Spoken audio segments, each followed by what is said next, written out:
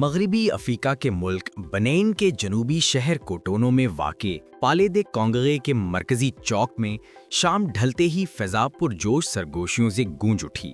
نیلگوں شام کے سائے تلے روایتی چینی لباس کی دلکش نزاکت بنینی ملبوسات کے شوخ اور چمکدار رنگوں کے ساتھ گھل مل گئی۔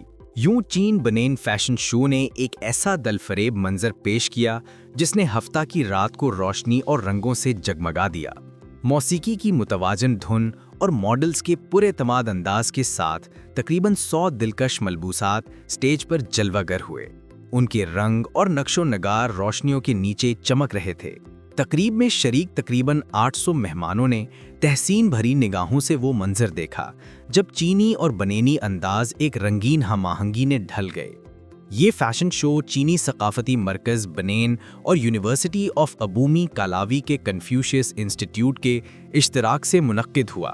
یہ تقریب ثقافتی مکالمے کو گہرا کرنے کی ایک اور تخلیقی کوشش تھی، ایک ایسا جشن جس میں چینی کشادگی اور بنینی فنکاری مشترکہ تخیل کے دھاگوں سے جڑ کر ایک خوبصورت امتزاج میں ڈھل گئی۔ بنین کے ثقافتی ماہر ایزیکیل دوہونگے نے کہا کہ اس شو نے چینی ریشم اور بنینی بنے ہوئے کپڑے کے درمیان دوستی کے پل بن دیے ہیں۔ ان کا کہنا تھا کہ فیشن ایک عالمی زبان ہے جو مختلف ثقافتوں کو جوڑنے اور شناختوں کو نکھارنے کی صلاحیت رکھتی ہے۔